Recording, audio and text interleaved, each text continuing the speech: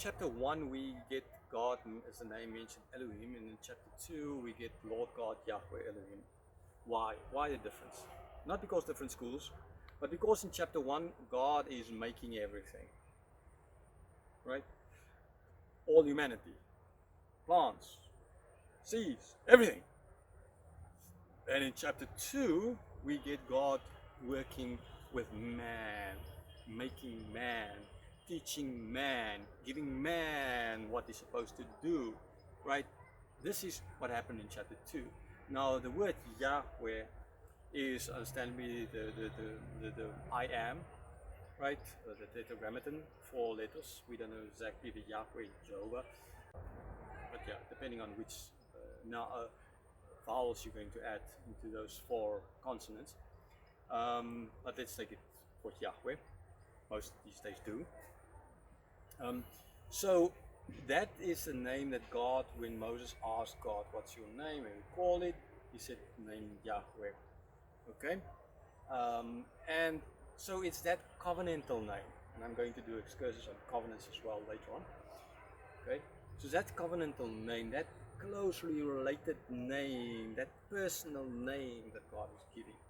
So it makes sense here in chapter 2 where God is focusing just on man, and he's specific like the Father with his Son, that he will use the word Yahweh Elohim, right? That he will add that. So it's not a contradiction, it's not an afterthought or anything. This is what we can see here. This is what we can learn. It makes perfect sense.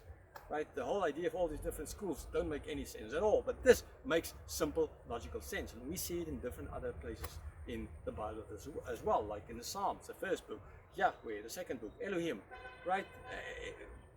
It's just an Old Testament thing. It makes sense, right? When you have a name for your children, okay, again, let's say in Russia, I just lived there long, so many decades.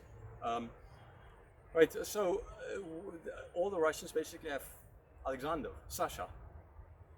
So when you are going to speak, if your son's name is Alexander, right, when you're going to address him, except when you're angry, then you can say Alexander, right? But in general, you can say Sasha, Sashenka, or something like that, right? Because this is now when you're speaking with him, when that loving, your parent kind of name is coming out for your son or your daughter. Okay, but now when it's out there official, more official, then it's going to be Alexander Nikolaevich, for example. Then you use the formal name, because it's out there and not in here. It's personal, it's societal. Okay, so this is exactly, we use it in lots of languages, in lots of cultures, we use it today. I think in almost, like, I don't know, there might be exceptions, always exceptions. So this is exactly the same thing God is doing. So it's not contradiction, it's not a different God, it's not different schools. A lot simpler explanation.